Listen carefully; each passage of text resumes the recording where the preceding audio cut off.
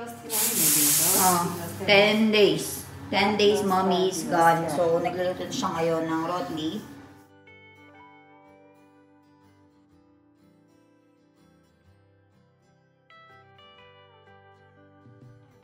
And sobrang sakit talaga ng likod ko. Hindi ko alam kung anong gagawin ko. Kung tatayo ba ako, hihiga ba ako, uupo. Feeling ko, wala naman akong ginagawa. Busy kami this year. Hindi kami nakapagtanim. Hene, mami. Awak was gori pivano manayad karawlo. You're very tired? Kawawa ako, guys. You know, I still have to do next day also.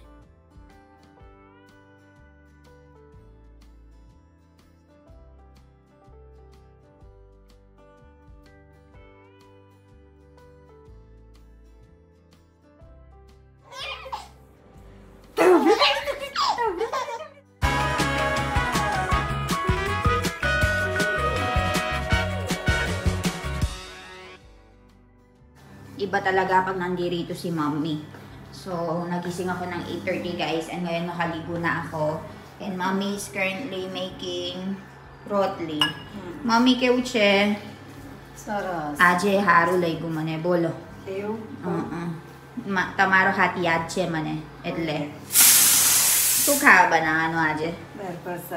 Dal bhat sak rotli. So, mommy's been going to Danpor for kailan diwas Danpor gyata tamis. Ekadwar yun eh. Bo busy siya tame. Oh, 10 days. 10 days mommy is gone. So, nagluluto siya ngayon ng rotli. And dito, dahil napuno na yung ghee namin, guys, yung ghee, wala nang space sa refrigerator namin. So, pagkarating niya, inayos niya ito. So, yun yung ghee na pwedeng i-substitute sa oil. And dito, meron tayong dal, meron tayong binda, my favorite vegetable, lady finger. And, magluluto daw siya ng dal. So, ayun, ito yung pagkain ko. Meron ako dito, giniinom na protein powder. Ayan o. Yung pinapainom sa akin na protein powder.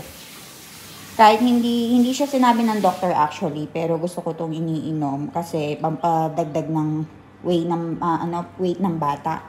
Pero ninadagdagan ko siya ng Bornvita.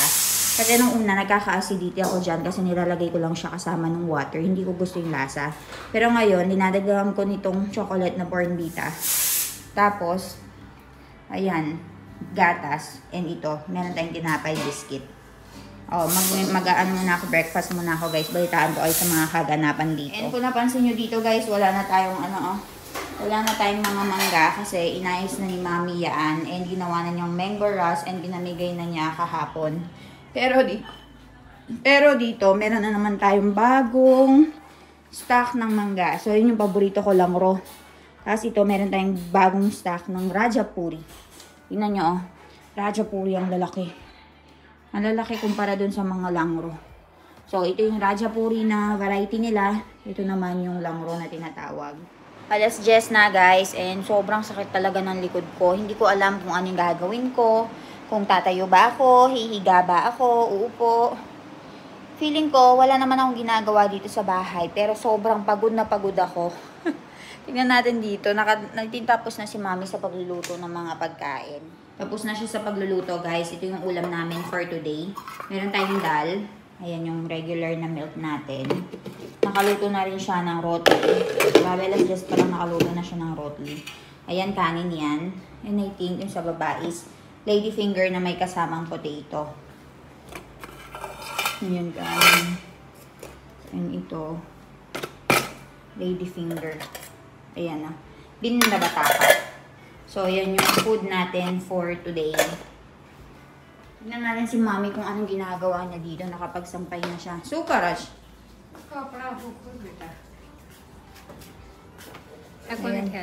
Aprag naman si Nuche. Nagsasampay na si Mami dito. Gambar mo ikuha tare. Tapche. Etle. So, ayun guys, nakasampay na siya. And dito, galoda na ikayo rutame. Galoda. So, nakapagsampay na si Mami. And dito, yung mga galoda, guys, oh. Ang dami nang i-harvest. Bukas na lang daw siya mag-harvest para yan yung uulamin namin. Ayan, puro natural lang yung mga kinakain namin dito. Puro gulay. And sa bakuran namin, walang masyadong ganap po. Kasi, very busy kami this year. Hindi kami nakapagtanim. Hene, mami. Awakat nai. Okay, bye. Awakat siya, kasunay ba iruapra, hene. Barang. Bau kamat siya. दवाखाना पड़ी गया जाओ ओए 10 દિવસ મમ્મી ગયા દવાખાને બોલ દોઢ મહિનો થયો દાદાનો તું તાનલું ને ઓએ દોઢ મહિના સાચી વાત છે. So 1.5 month na kaming na siyang pabalik-balik sa farm. So si mami kasi yung tame kali vairu baki papa me milan kasunay tame kali matlab tame badumuy ko bi ho keway seeds meron din naman si mami sa akin na limbo sorbet. So, inumin natin yan, guys. Kaya lagi limbo sorbet. Mas talagi yes. Inumin natin. Si Papa kasi, guys, meron siyang ubot sipon. So, binigyan din ako ni mami. Mas tabay nish, mami. Ardar na ikutame. Duce. Meron din pala siyang ginger. Ginger lemon. Sarap, masta siya. Jordan siya. Sarap. Maru agyar wage दूध गोरी पिवानो मने याद कराw lo. Kain pella. Meron akong iinumin na gamot mamaya before kumain. So pinapa-remind ko kay mami na i-remind niya ako para makainom ako.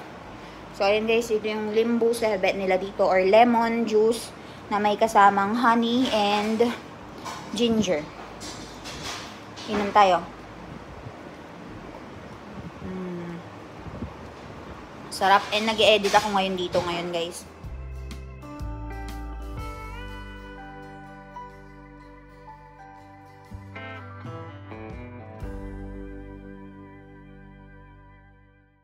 इज्जत है आप तो प्रधान हो जाएंगे तुम जी प्रधानपति बहुत बढ़िया You're very tired? Diyos ko, kawawa naman ang asawa ko. 48 hours duty. और तुम जी 48 hours duty. Kawawa ako, guys. You know, I still have to do next day also. Tomorrow also? 72 hours duty. Kambay. Who told you to do other duty tomorrow? Oh my gosh. Kawawa ang asawa ko. Pagod na pagod. You know what time is it, guys? What time is it? 2:30? 2:25. 2:25 already. Ngayon lang siya kumakain ng lunch niya. Ayan lunch niya, guys. Full Gujarati meal. Dal bhat sak rotli. Pagod na ako, guys. Pagod na ako. You have to earn money for our baby. Sige na. You go and watch na and enjoy your meal. Bakit yung daan? Sa yung paglabas. Ay, saan ako dadaan? Ba't dito? Ay, nasa pinapos.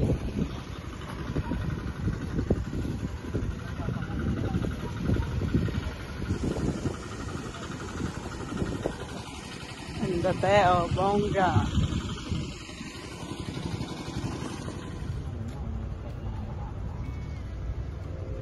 Ganda rin eh. Makita mo talaga ito tong ganda nito pag natapos. Storage din po. Pero maganda yung ano niya. Ito shower room. Dito shower room siya. Shower room. Ang liguan. Ay, ganda. Dalawa.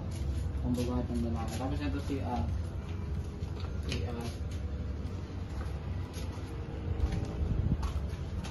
Ito ano to? Kitchen to? May kitchen. Kitchen namin. Today kitchen.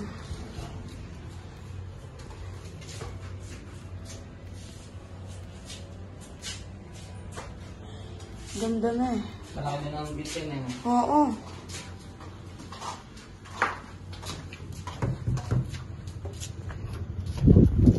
Tapos paglabas mo yan, nanay. Dito yung kunyari magba-birthday, ganon. Hindi, gazebo yung upuan, sopa. O, saan yung sinasabing kunyari magba-birthday ka? Ah, eto na yan dito. Itong buong to, pang shower lang. Yan, pang shower. Pwede ka dito mag-decorate na. Oo, dyan. Yan, nakadecorate ang pang shower.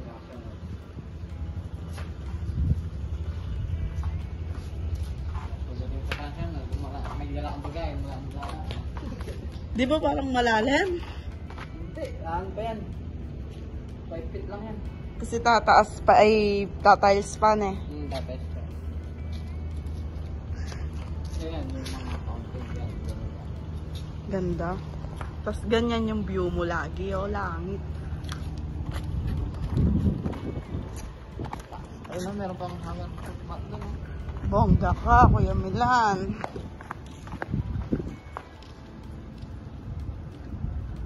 Sa hagdanan. Nandito pa yun. Patay pa yan hanggang dito pa. Ito.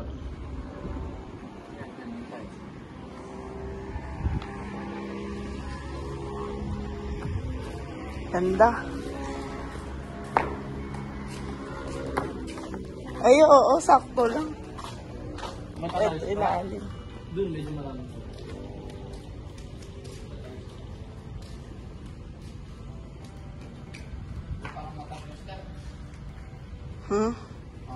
Sakto lang? Oh.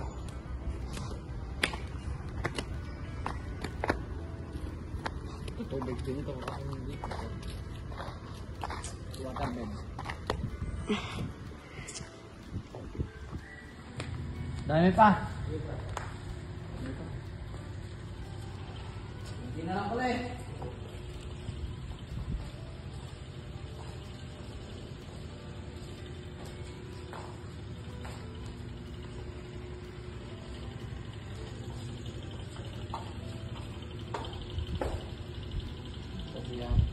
Ganda. Ganda lang siya, Ro. Hindi pa tapos na. Hindi, lalagay ko lang sa. Titas, wait ng tungtungan to. Makatik ka.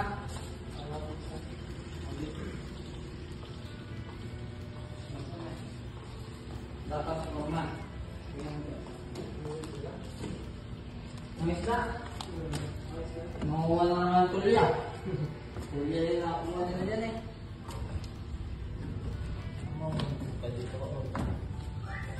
Oo.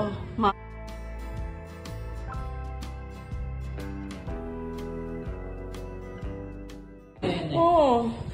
Parang style valley lang. Ay, ganda ng view, oh. Ayan, salamin pa. View.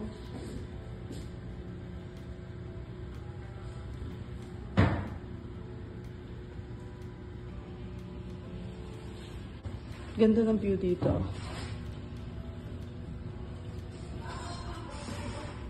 Bakit rin ito?